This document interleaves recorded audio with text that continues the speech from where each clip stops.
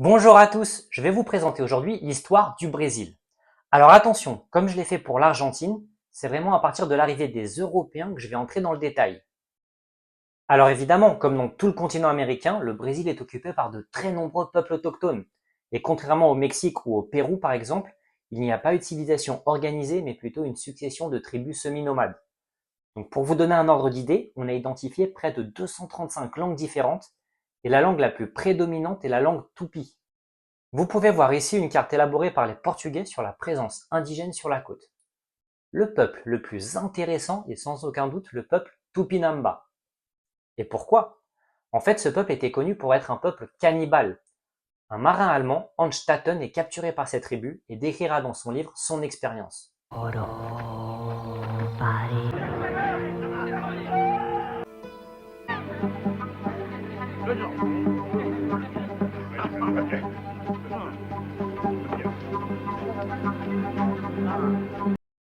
Un peu plus tard, un Français, André Thevet, étudiera ce peuple.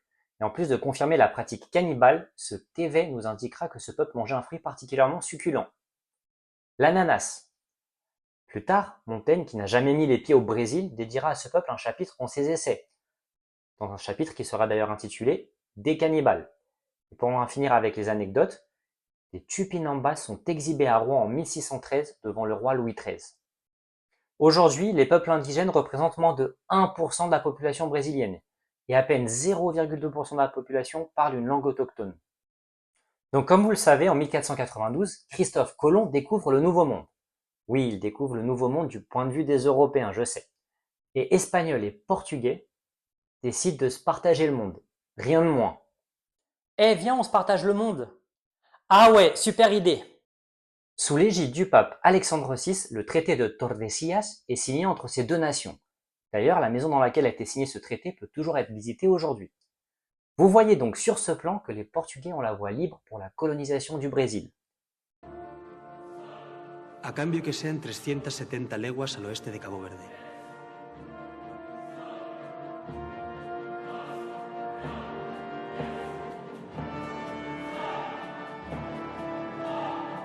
Sea.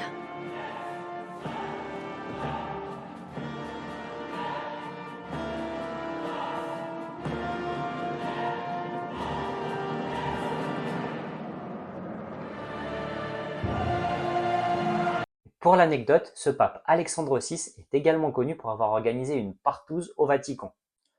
Je voulais organiser quelque chose de spécial. On pourrait faire une messe pour les pauvres. Non, j'avais plutôt pensé à une partouze.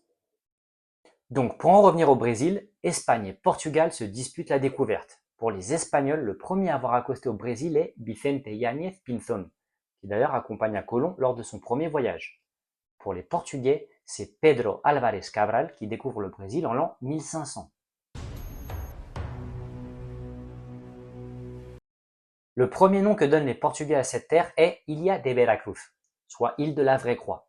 En fait, au début, les Portugais pensaient être sur une île. Donc plus tard, le Brésil sera renommé Brésil, du nom d'un bois présent dans la région et très apprécié par les commerçants. Une tapisserie des frères Gobelins. Cette teinte rouge est faite à partir du bois brésil. Sa valeur est considérable. En 1532, Martim Alonso de Sousa fonde un premier village. Le Brésil est alors divisé en 15 capitaineries héréditaires confiées à la noblesse portugaise. Donc comme dans l'Amérique espagnole, les Portugais cherchent à christianiser le Brésil. Et les maladies apportées par les Européens seront terribles pour les indigènes. Alors face au virus qui circule, je vous le rappelle, il y a les gestes barrières. Très vite, la culture de la canne à sucre remplace le commerce du bois. Et les Portugais mettent en place une société esclavagiste extrêmement dure.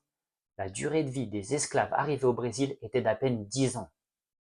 En fait, les Portugais achetaient des esclaves sur la côte africaine à d'autres peuples africains, contre des produits manufacturés, et installent progressivement des comptoirs sur les côtes africaines pour la mise en place du commerce triangulaire.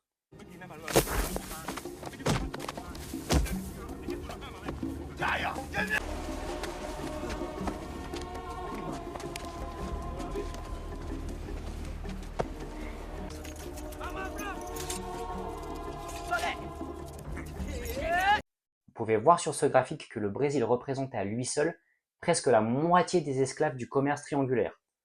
En fait, le Brésil importa, entre guillemets, presque 15 fois plus d'esclaves que les États-Unis. En fait, les conditions de vie étaient tellement dures que le pays avait constamment besoin de, entre guillemets, nouveaux arrivages. Donc de l'Afrique vers le Brésil, le transport des esclaves se faisait dans des cales de navires négriers. Entassés dans des conditions inhumaines, beaucoup mouraient avant d'arriver au Brésil, et leurs corps étaient jetés à la mer. Pendant ce temps, le Brésil devenait en 1600 le premier producteur mondial de sucre. Et pourquoi ne pas utiliser des Indiens? En fait, pour 3 raisons.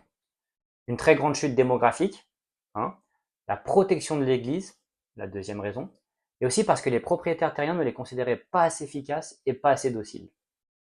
Donc j'en reviens à la géopolitique. Les Portugais auront de la concurrence avec les Français d'abord. Le navigateur italien Giovanni da Verrazzano explore la côte brésilienne lors de son deuxième voyage pour François Ier et rapporte en France le fameux bois Brésil. Verrazzano sera finalement tué lors de son troisième voyage sur l'île de Guadeloupe par des Indiens également anthropophages. Pour l'anecdote, ce Giovanni Verrazzano avait fondé lors de son premier voyage la Nouvelle Angoulême et y avait même planté un drapeau français, mais sans laisser de véritable installation durable. Cette Nouvelle Angoulême sera plus tard connue comme la Nouvelle Amsterdam, que vous connaissez aujourd'hui comme New York. En 1554, Nicolas Durand de Villegagnon reçoit le commandement d'une flotte du roi de France Henri II, mise à disposition de Gaspard de Coligny pour installer une colonie au Brésil, et où les protestants français pourraient exercer librement leur religion. Cette colonie, appelée France Antarctique, sur l'emplacement de l'actuel Rio de Janeiro, ne survivra malheureusement que quelques années, jusque 1560.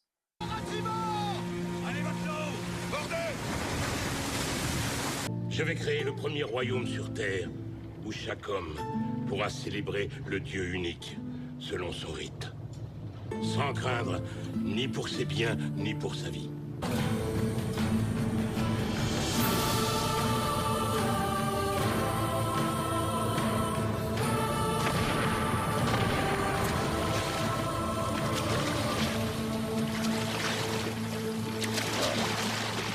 Parle-moi de la baie de Guanabara, tu veux?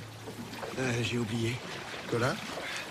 Les Portugais sont arrivés là en janvier, il y a 50 ans. Ils ont cru qu'un fleuve s'y jetait, ils l'ont appelé le fleuve de janvier. Rio de Janeiro.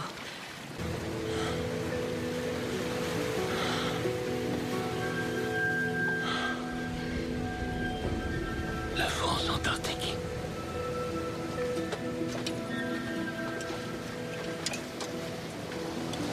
D'ailleurs, l'un des habitants de cette colonie, Jean de Léry, nous a laissé un intéressant témoignage. Une nouvelle tentative française sous le nom de France équinoxale échouera également quelques années plus tard. Tout comme la France antarctique, les Portugais mettront fin à l'expérience. Et comme vous le savez, les Français réussiront finalement à s'installer en Guyane.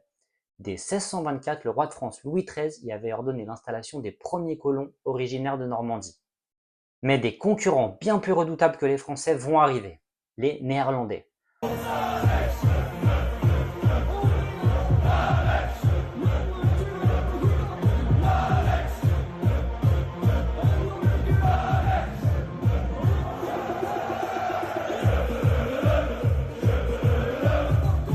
En fait, il faut savoir que dans le cadre de leur concurrence commerciale, Portugais et Néerlandais allaient s'affronter sur les mers du globe pendant 60 ans. Au cours de cette période, les Néerlandais installeront même la Nouvelle-Hollande sur la côte nord du Brésil, de 1630 à 1654. Pour l'anecdote, de nombreux juifs s'y installent, et la plus vieille synagogue d'Amérique, Kahal Zur Israël, date de cette époque et se trouve à Recife au Brésil. D'ailleurs, les premiers juifs arrivés à la Nouvelle-Amsterdam, donc aujourd'hui New York, et donc fondateurs de la première communauté juive nord-américaine, étaient des réfugiés de Recife, membres de cette synagogue Kahal Zur Israël. Donc j'en profite ici pour vous dire que ma vidéo L'histoire d'Israël a été classée interdite aux moins de 18 ans par YouTube. Il faut donc être logué pour la voir. Donc pour en revenir à la guerre néerlando-portugaise, j'aimerais citer ici 2 batailles clés pour l'histoire du Brésil. La première est la reconquête de Bahia en 1625 par les troupes hispano-portugaises. Et pourquoi les Espagnols aident les Portugais? En fait, entre 1580 et 1640, l'Espagne et le Portugal étaient unis en une seule nation. L'autre grande victoire portugaise est celle de la bataille de Guararapes en 1649. En fait, cette bataille est super importante dans l'historiographie brésilienne car les combattants étaient nés au Brésil et elle marque le point de départ d'une conscience nationale brésilienne. Entre 1605 et 1694 a lieu la plus longue révolte d'esclaves de l'histoire. le Quilombo dos Palmares est créé et s'y réfugient de nombreux esclaves fugitifs.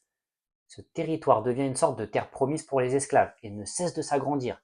Il aurait même atteint 30 000 personnes.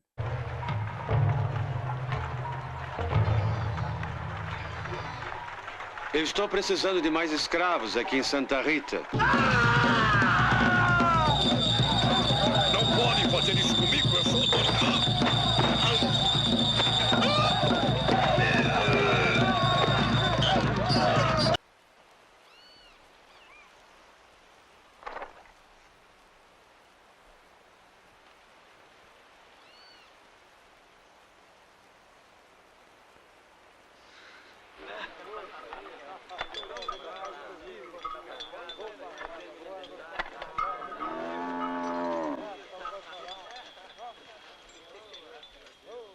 Daqui um pouco a notícia se espalha. A gente tem que ir embora depressa. Pra onde? Pro lado do mar. Pra voltar pra terra da gente. Eu nasci aqui, não conheço outra terra.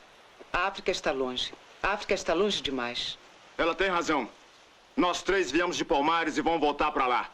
Se vocês quiserem, pode vir com a gente pra Palmares. Palmares? A terra dos homens livres. Para onde fogem os negros que não querem ser escravos. É para Palmares que a gente tem que ir. Finalement, en 1694, les Portugais y mènent un assaut final. Olha o que eu trouxe pra você, Zumbi dos Palmares.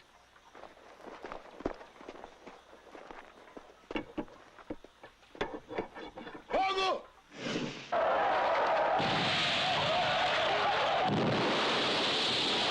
Não deixem nenhum negro vivo! Depois de ter vivido em Palmares, nenhum deles nunca mais vai ser um bom escravo! En 1750, le Portugal signe avec l'Espagne le traité de Madrid. Je le dis car en fait ce traité fixe pratiquement les frontières brésiliennes d'aujourd'hui.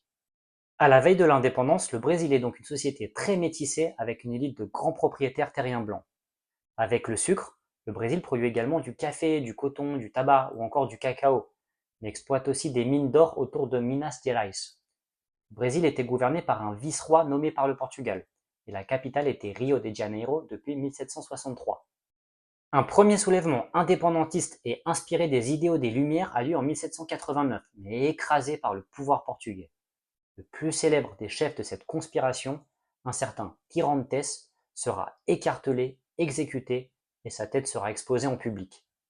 Alors attention, car on arrive à l'année 1807 et les armées françaises de Napoléon attaquent le Portugal.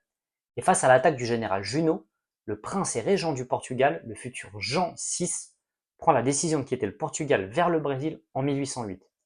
Il établit sa cour à Rio, qui devient en fait le véritable centre de l'Empire portugais. Et quand les Portugais expulsent les Français avec l'aide des Anglais en 1811, en fait Jean VI, il reste au Brésil, il veut pas rentrer. Et il proclame carrément en 1815 le Royaume-Uni du Portugal, du Brésil et des Algarves. Cet empire portugo-brésilien prend même la province Cisplatine, que vous connaissez aujourd'hui comme Uruguay, à la future Argentine. Finalement, face au mécontentement des Portugais qui se soulèvent en août 1820, Jean VI rentre à Lisbonne en 1821, donc 10 ans après la libération du territoire portugais. Et il laisse son fils aîné Pierre comme régent du Brésil. Bon Pierre, tu restes ici au Brésil et tu t'en occupes bien, d'accord? Oui papa. Le problème est qu'entre-temps, les Brésiliens se sont habitués à être devenus le centre de l'Empire et non pas une colonie périphérique. Le Brésil entre donc en révolution. Et Pierre commence à éprouver une certaine sympathie pour les indépendantistes brésiliens, donc Pierre, le fils du roi Jean VI. Donc le roi du Portugal demande à son fils de rentrer à Lisbonne, et Pierre prononce alors son célèbre « Je reste » le 9 janvier 1822, que les Brésiliens connaissent comme « Dia do Fico ». Papa, j'ai décidé de prendre mon indépendance. T'es sûr? Mais tu sais où tu vas aller vivre? T'inquiète pas pour moi, je prends le Brésil avec moi. Il va même plus loin le 7 septembre 1822 puisqu'il déclare près du ruisseau Ipiranga à Sao Paulo. L'indépendance ou la mort. Donc ce cri symbolique connu comme Grito de Ipiranga marque la rupture officielle avec le Portugal et le début de l'indépendance brésilienne. As cortes de Portugal querem nos escravizar. Juro promover a independência do Brasil. Independência! Oh Marte! Independencia! Oh Marte!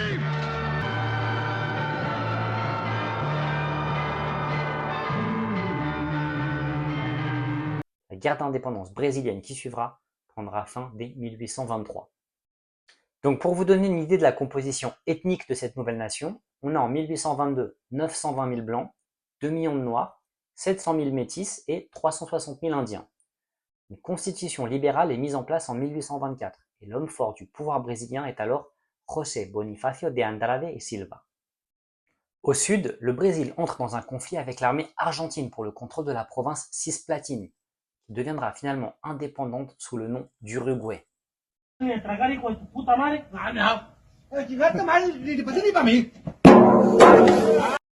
Le problème de ce Pierre Ier est qu'il deviendra très vite impopulaire. En fait, en plus de mettre des bâtons dans les roues à la libéralisation du régime brésilien, sa relation avec la courtisane Domitila de Castro, mais surtout la mort de sa première épouse, l'archiduchesse Marie-Léopoldine d'Autriche, que la rumeur l'accuse d'avoir tuée, force son abdication et il quitte même le pays. Lui succède alors son fils âgé de 5 ans, dont il confie l'éducation à ce José Bonifácio de Andrade et Silva. Vous savez, l'homme fort du pouvoir brésilien de l'époque. Alors ce que vous devez retenir de ce Pierre II, qui sera officiellement couronné en 1841, est qu'il est probablement le personnage le plus important de l'histoire du Brésil.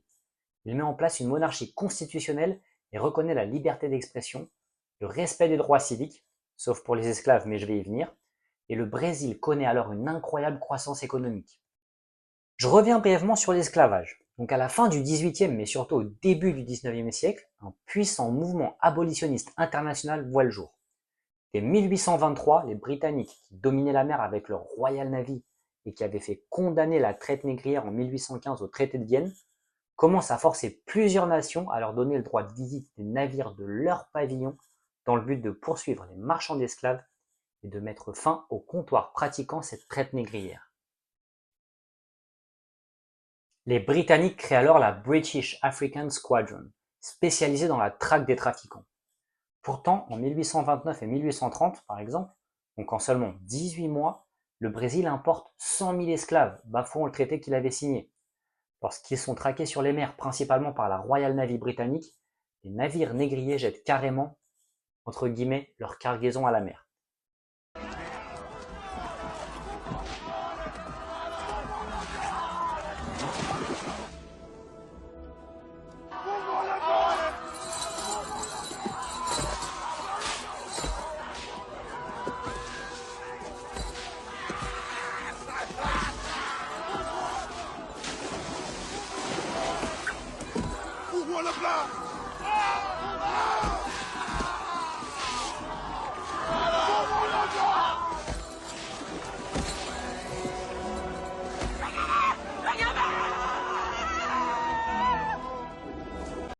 Oui, désolé, je sais que cette scène est très dure. Sur le plan international, le Brésil interviendra en Argentine pour éliminer un dictateur local, Juan Manuel Rosas. Je vous invite d'ailleurs à voir ma vidéo sur l'histoire de l'Argentine. Le Brésil intervient également dans un conflit interne à l'Uruguay pour y installer un allié, Venancio Flores. Et surtout participera à la guerre de la Triple Alliance où l'Argentine, le Brésil et l'Uruguay s'allient contre le Paraguay. Cette guerre sera la plus meurtrière de l'histoire contemporaine de l'Amérique latine et sera une véritable catastrophe pour le Paraguay, qui perdra d'après les estimations les plus pessimistes près de 90% de sa population masculine. J'en profite pour vous inviter à suivre ma page Instagram Passionné d'Histoire, où je publie des courtes vidéos sur des anecdotes historiques. Bon, j'en reviens à l'esclavage. En fait, il faut savoir que l'empereur Pierre II est opposé à cette pratique, mais il se heurte à la toute puissante aristocratie terrienne brésilienne. Os donos das terras têm muito poder e influência nos destinos do Brasil. Em alguns casos, até mais que eu. Donc cette émancipation des esclaves se fera graduellement, mais sera surtout la plus retardataire de tout le continent américain. En 1850, l'importation d'esclaves est officiellement interdite par la loi brésilienne, mais surtout en 1871 avec la loi du ventre libre, les enfants d'esclaves nés après 1871 seront considérés comme libres. En 1885, la loi des sextagénaires libère les esclaves de plus de 60 ans.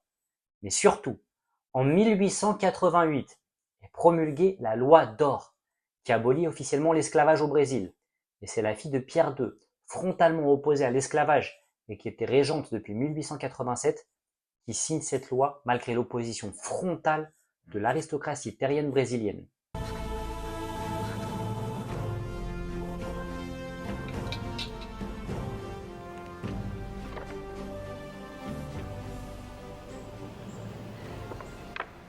Promulguei nesta data ato que meu avô, Pedro I, intentou juntamente com a proclamação da independência do Brasil. Meu pai, durante anos, lutou para que isso fosse transformado em realidade. Agora o Brasil pode se orgulhar, pois todos os seus filhos, independentemente de cor, são livres.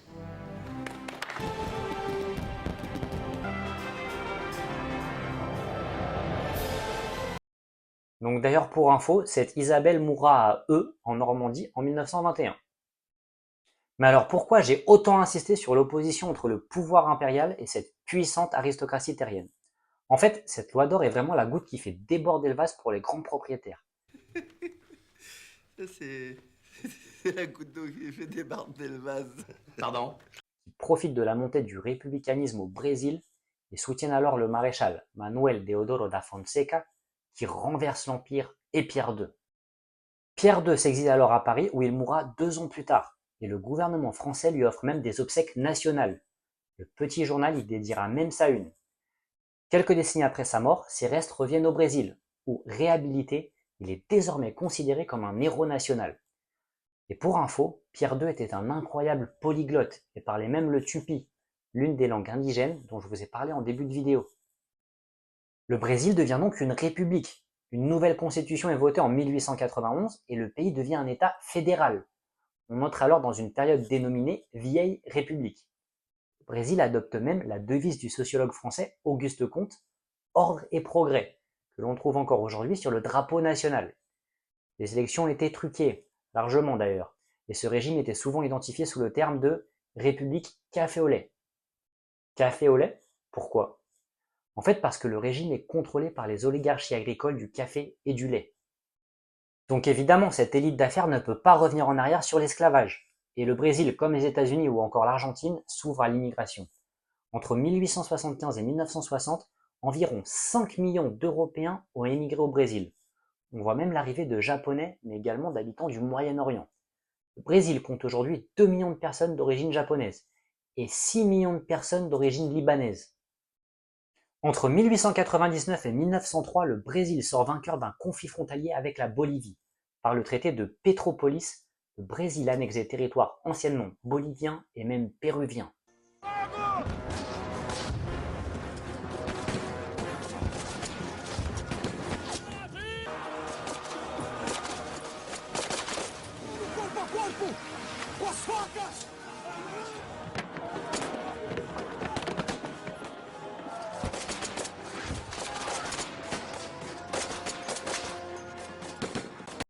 Comme partout, le pays commence à s'industrialiser, et la réussite économique de ce régime voit l'apparition d'une classe moyenne. Et en ce qui concerne la Première Guerre mondiale, le Brésil se range très symboliquement du côté des Alliés. On arrive aux années 20 et au sein de l'armée apparaît un mouvement appelé Tenentismo, le mouvement des lieutenants, un mouvement un peu fourre-tout aux idées imprécises. Et ces lieutenants sont souvent issus de cette nouvelle classe moyenne. Et après plusieurs soulèvements réprimés par le pouvoir en place comme la révolte paulista, une nouvelle élection truquée débouche sur la révolution brésilienne de 1930 et voit l'arrivée au pouvoir de Getúlio Vargas. Avant de continuer avec ce Vargas, la colonne Prestes fut de 1925 à 1927 une sorte de longue marche à la Mao en Chine. D'ailleurs, Luis Carlos Prestes rejoindra plus tard le Parti communiste brésilien. Donc j'en reviens à Getúlio Vargas qui est vraiment un personnage très important de l'histoire du Brésil. Donc en 1930 et dans le cadre d'un gouvernement provisoire puis d'un gouvernement constitutionnel en 1934, Vargas met en place un nationalisme économique et des réformes sociales qui protègent les droits des travailleurs, comme une nouvelle législation du travail, une sécurité sociale ou un salaire minimum. En fait, à partir du milieu des années 30, le régime de Vargas, plutôt ancré à gauche, prend un virage, on va dire, fascisant, notamment dans le cadre de sa lutte contre le communisme. D'ailleurs, en 1935, les communistes avaient organisé un soulèvement qui avait échoué. L'année suivante, la femme du leader communiste Luis Carlos Prestes, Olga Benario, est arrêté et extradé vers l'Allemagne nazie.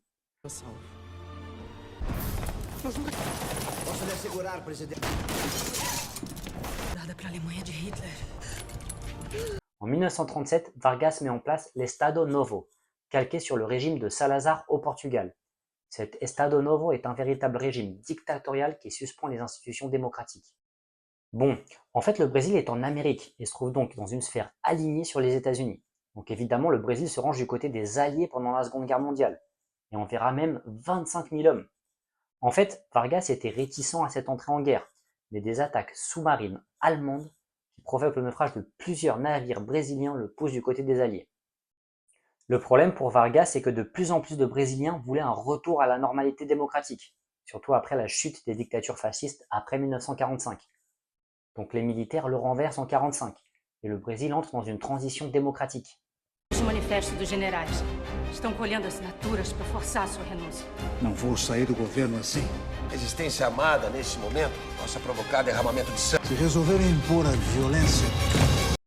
Gaspar Dutra devient alors président de la République, avec l'appui du parti créé par Vargas, le Parti social-démocratique, le PSD, qui se place en fait sur le centre ou le centre-gauche de l'échiquier politique brésilien, face à l'Union démocratique nationale à droite et son puissant leader Carlos Lacerda. Mais surtout, Vargas devient officiellement et légalement président en 1951. Et oui, il est donc de retour. Et que fait Vargas 3 ans plus tard en 1954 ? Qu'est-ce qu'il fait ? Il se suicide.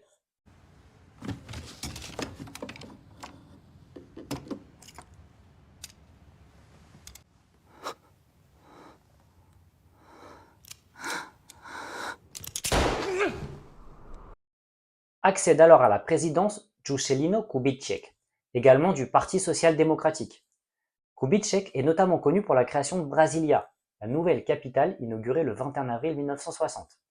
Et attention, car en 1961, l'ancien vice-président de Kubitschek, João Goulart, du Parti travailliste brésilien, un parti qui, comme le PSD, avait été fondé par Getúlio Vargas, donc ce João Goulart devient président. Et ce João Goulart commence à orienter sa politique de plus en plus à gauche. Son premier ministre est alors Tancredo Neves. Alors si je parle de ce Tancredo Neves, c'est parce qu'il va revenir. Donc João Goulart met en place une réforme agraire et cherche à améliorer la santé ou encore l'éducation. Mais le problème est que le pays connaît une hyperinflation que Goulart n'arrive pas à contrôler. Sur le plan international, il maintient des relations cordiales avec les pays du bloc soviétique. Donc Goulart se met à dos les élites économiques du pays. Et je rappelle qu'on est en pleine guerre froide. Il se met aussi à dos les États-Unis. Entre janvier et mars 1964, des manifestations anticommunistes rassemblent plusieurs centaines de milliers de personnes, comme par exemple les marches de la famille avec Dieu pour la liberté. Et qu'est-ce qui se passe en 1964 ? Évidemment, un coup d'État. Donc ce coup d'État débute le 31 mars 1964, lorsque des troupes dirigées par le général Olímpio Mourão Filho ont marché de Minas Gerais vers Rio de Janeiro pour s'opposer à Goulart. Le pouvoir a été rapidement consolidé par les militaires, avec Humberto de Alencar Castelo Branco nommé président en avril 1964. L'appui de la CIA et des États-Unis a été déterminant pour la réussite de ce coup d'État. Donc je ne fais pas dans le complotisme, c'est l'ambassadeur américain lui-même, Lincoln Gordon, qui l'a reconnu ouvertement. Donc la dictature va durer jusqu'en 1985 et elle sera caractérisée par une répression politique sévère, la censure et la suspension des droits civils. Mais sur le plan économique, la croissance annuelle moyenne du PIB se rapproche des 10%. La plus grande croissance économique a été atteinte pendant le mandat du président Emílio Carrastazzo Médici de 1969 à 1973. Donc pendant ce régime militaire de 21 ans vont se succéder 6 présidents différents d'un parti appelé ARENA, c'est-à-dire l'Alliance rénovatrice nationale. La dictature devra faire face à l'opposition de groupes armés, comme le MR8, dont le nom fait référence au jour de la mort d'Ernesto Che Guevara, le 8 octobre 1967, ou encore l'Action de libération nationale. L'opération la plus spectaculaire de ces groupes qui devront faire face à une répression sans merci du régime sera l'enlèvement de l'ambassadeur des États-Unis, Charles Burke Elbrick, en 1969. L'un des personnages les plus emblématiques de la lutte contre la dictature est Vladimir Herzog, arrêté puis exécuté. D'ailleurs, le principal prix brésilien du journalisme et des droits de l'homme porte son nom, le prix Vladimir Herzog. D'ailleurs, en parlant des droits de l'homme, beaucoup d'anciens nazis s'étaient réfugiés en Amérique latine. Bonjour. Bonjour. Est-ce qu'il serait par hasard possible, j'ignore si ça existe, de consulter un fichier sur lequel il y aurait les noms et adresses d'anciens nazis établis au Brésil? Il y a forcément une amicale d'anciens nazis ou un club, une association. Et en 1979, le médecin d'Auschwitz, Mengele, connu pour ses terribles expériences sur des humains vivants, se noie dans une plage brésilienne. En fait, les deux derniers présidents de cette dictature militaire, Ernesto Geisel et João Figueiredo, entament une timide démocratisation du régime. Une loi d'armistice signée par Figueiredo le 28 août 1979 amnistie les personnes condamnées pour crimes politiques ou apparentés entre 1961 et 1978. Et il autorise même les partis politiques d'opposition et l'organisation d'élections au niveau des États. Finalement, face à la pression populaire, c'est le Congrès, jusque-là soumis aux militaires, qui met fin à la dictature en élisant Tancredo Neves à la présidence de la République le 15 janvier 1985. Tancredo Neves, vous vous souvenez? C'était le premier ministre de João Goulart. Et Neves devait prêter serment le 15 mars. Que se passe-t-il la veille? Il tombe gravement malade et meurt au bout d'un mois. Brasileiros, esta é a data mais importante de todas as que tenho vivido. C'est donc celui qui devait être son vice-président, José Sarney, qui devient président d'un Brésil qui ne connaîtra plus de dictature. Le Brésil se dote d'une nouvelle constitution démocratique, mais José Sarney devra faire face à une inflation incontrôlée et à une situation économique extrêmement difficile. Sur le plan sociétal, les églises protestantes se développent au Brésil, où le catholicisme est en léger recul. Et en 1990, Fernando Collor remporte l'élection présidentielle. Et contre qui? Contre qui déjà en 1990? Fernando Collor bat un certain Lula da Silva. Donc si vous suivez l'actualité, ça vous dit certainement quelque chose. Le problème pour notre Fernando Collor est qu'il se trouve embourbé dans un scandale de corruption et est remplacé par son vice-président Itamar Franco. Bon, en fait, notre pauvre Fernando Collor, qui en plus avait été accusé par son propre frère, sera par la suite acquitté par la justice. En fait, ce qu'il y a d'intéressant avec cet Itamar Franco, donc le nouveau président, est qu'il nomme un certain Enrique Cardoso aux finances. Et ce Cardoso met en place le plan Real, qui stabilise enfin l'économie. Ce plan lance la nouvelle monnaie, le Real, mais surtout, il arrive à mettre fin à 30 ans d'inflation hors de contrôle. Donc curieusement, pendant ce temps, à droite, une intense campagne se met en place pour le rétablissement, alors écoutez ça, pour le rétablissement d'une monarchie. Donc évidemment, les Brésiliens confirment la République et votent également pour consolider un système de gouvernement présidentiel. Vote no rei, vote monarquia. Donc forcément, le ministre des Finances Enrique Cardoso devient très populaire grâce à ce plan Real et devient donc le prochain président pour 2 mandats. Il bat d'ailleurs Lula dès le premier tour aux 2 élections. Mais ce Lula réussit finalement à enfin gagner les élections de 2002 et il fera 2 mandats. La gauche brésilienne est donc aux commandes. Le plus dur reste à faire, c'est ce qu'a affirmé Lula, l'ancien ouvrier devenu président du Brésil. C'est effectivement un incroyable défi qui attend le premier président de gauche jamais élu dans le pays. Les attentes sont énormes pour tous ceux qui, dès hier soir, ont fêté la victoire de leur candidat, Armel Charrier. Hurler leur joie, scander le nom de leur nouveau président, Lula, faire la fête jusqu'au bout de la nuit. Et Lula met en place les programmes Bourse Famille ou encore Zéro Faim. Le problème est que son mandat est marqué par des scandales de corruption de son parti, comme l'affaire Petrobras, donc Petrobras c'est la compagnie pétrolière brésilienne, ou encore l'affaire Odebrecht, une compagnie du BTP. En 2005, les Brésiliens ont eu à se prononcer par référendum sur l'interdiction du port d'armes. Il faut savoir que le Brésil est l'un des pays les plus dangereux au monde, avec un homicide toutes les 9 minutes, soit presque 60 000 par an. Eh bien, les Brésiliens rejettent par référendum la limitation du port d'armes. D'ailleurs, le Brésil est également connu pour la fameuse police militaire de Rio, le BOPE.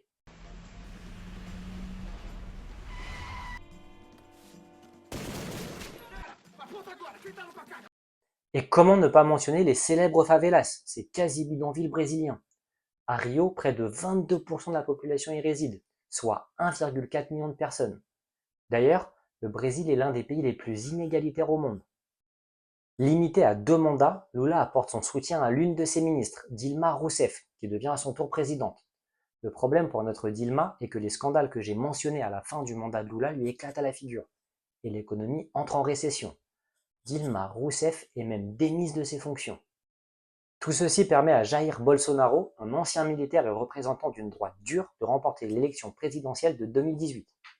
Le problème pour Bolsonaro est qu'il prend la crise du Covid en pleine figure, qu'il gère très mal selon ses opposants.